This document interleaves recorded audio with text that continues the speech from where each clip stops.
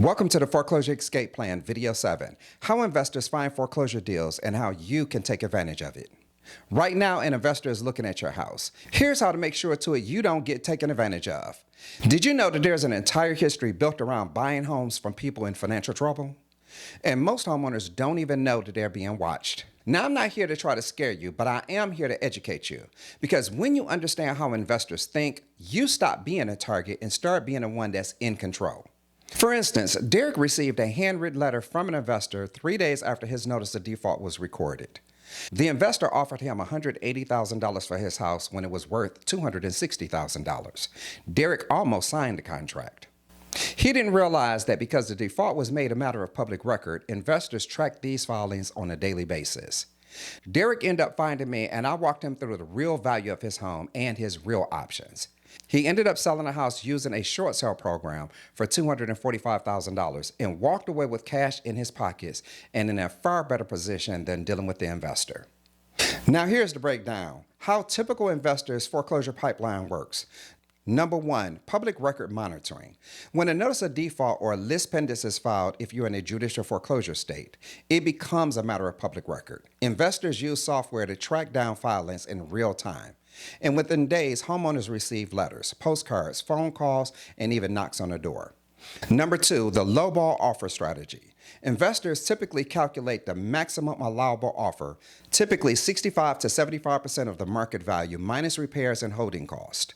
They're counting on your urgency and fear to get an acceptable offer far below what the house is really worth. Number 3, auction buying. Some investors skip you entirely, and they wait for the auction.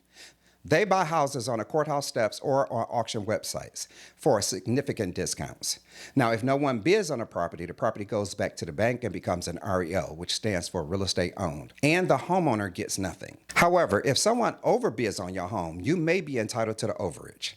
Number 4, how homeowners can use this knowledge to their advantage. You now know the real value. Get a broker's price opinion, a BPO, or a comparative market analysis, CMA. Understand that you do have options before the auction. It may be a short sale, loan modification, reinstatement, and other potential options. If you're going to sell the home to an investor, negotiate. They're expecting it. Their first offer is never their best offer. In the description below, I have a link to one of my videos called How to Deal with Fake Investors.